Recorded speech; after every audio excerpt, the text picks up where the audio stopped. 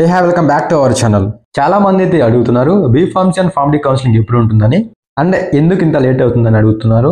ఈ వీడియోలో మీకు డీటెయిల్గా ఎక్స్ప్లెయిన్ చేస్తాను. వీడియోని ఎక్కడ స్కిప్ చేయకుండా చూడండి. మీకు బైపీసీ సంబంధించిన కౌన్సిలింగ్ అప్డేట్స్ కోసం మన ఛానల్ని సబ్స్క్రైబ్ చేసుకోండి. ఇంకా లేట్ చేయకుండా let's get into hour video. మీకేమైనా డౌట్స్ ఉంటే నన్ను ఇన్స్టాగ్రామ్లో కూడా ఫాలో అయ్యి అక్కడ కాంటాక్ట్ అవ్వచ్చు. Be pharmacy and Pharm D counselling జరగాలి అంటే first PCI pharmacy council of India వాళ్ళు ఇండియాలో ఉన్న B pharmacy colleges and PharmD colleges ని ఇన్స్పెక్ట్ చేయాలి.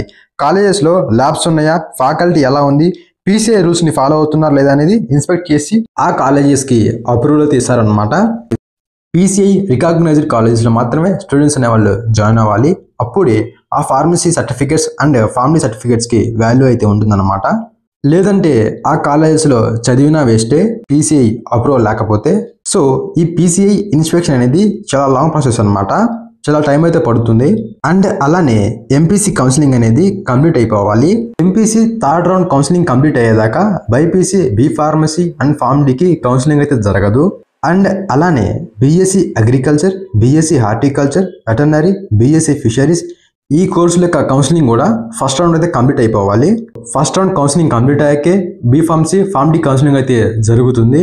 So B pharmacy and Pharm D counselling అయితే ఎప్పుడు స్టార్ట్ అవుతుందంటే ఖచ్చితంగా నవంబర్ ఎండింగ్ లోపు ఫార్మసీకి అండ్ ఫార్మడీకి అయితే కౌన్సిలింగ్ అయితే జరుగుతుంది అనమాట.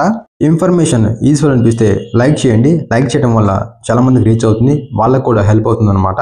ఎంసెట్కి సంబంధించిన కౌన్సిలింగ్ అప్డేట్స్ కోసం మన ఛానల్ని సబ్స్క్రైబ్ చేసుకోండి. Thank you for watching.